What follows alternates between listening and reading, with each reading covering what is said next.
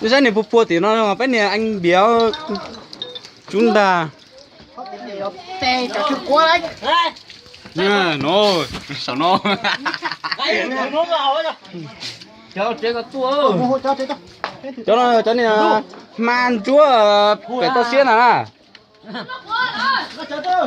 Cho tê nhu thì tụt thì tê cho giờ tí cho nồi muốn lúc đá thua nồi em nhu thì tùa ra.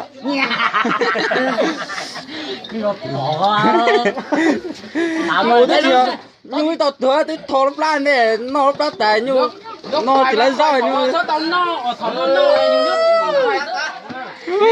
Chơi mảnh nhớ rồi đó. Cho này cho to để hai tụt chửi chứ nữa.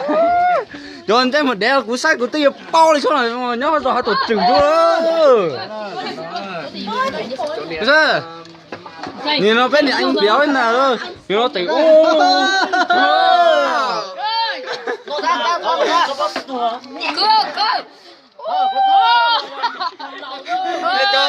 ô này để rồi cho xinh anh nó.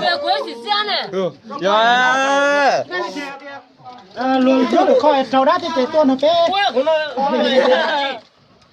Cho nó cho chỉ bóp lại cho nó xin nó lại rồi. Được không? Cô xin nào. Coi. Nó đánh theo. Bây giờ ô. Cam bia ra hàng, cái bia hàng. Nè, là mà cho chín rồi. Rồi. Tôi tìm nó. Ô, này thì nó bên ngoài để sau xuống đào. Nó. Cái nó đá cái bóng chắp lần nữa. Cái cho nó chỉ tôm mê đi. Đã chỉ mà tôi chỉ rõ chống bọn nó, ta chỉ mà của nó mà ui. Của nó mà chốt ruột chỉ nó cho anh che tới nọ thế đó. Tụi nó cao cái ở đá chúng ta này chia cho nó mà nó có nhu nè. Nếu xuống nó đó thì lên từ này sẽ cũng chỉ nó trên 10 chia sẽ. Nó có nhu nè. Nó không ít tiền cho một tí. Đó nó có nhiêu này chấm bao nhiêu? Giờ nó. Thật sự nên tôi như vậy. Cho kể ra hơn câu. Cho tôi như vậy tôi phải trong lọc giờ bán đâu nào. Chuẩn. Nhiều thế xịt tụi mong mất thò lên để nói tụi cái nữa. Nhìn nó một này, nhìn rõ nhìn rõ cho chụp được cái trống ơi. Qua này có thò vấn đề nổ ơi. Đáp bộ. Nó đây đó. Nó chờ ra Men. Nè sợ đâu mà men chuối mà. không có chuyện gì đấy. Giờ. Nó bắt đâu mà.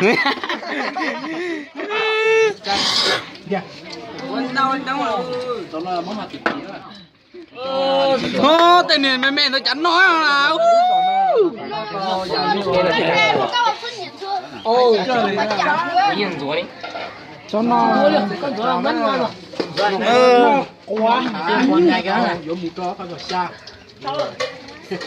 Cho nó phát ra với ta. Để liếp vò nè nào. Nó mẹ thế mà coi con nhóc lon chó ta đi.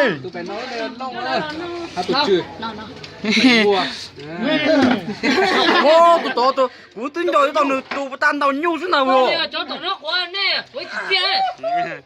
Sành mua Nó Có những cái tâm đi cho này.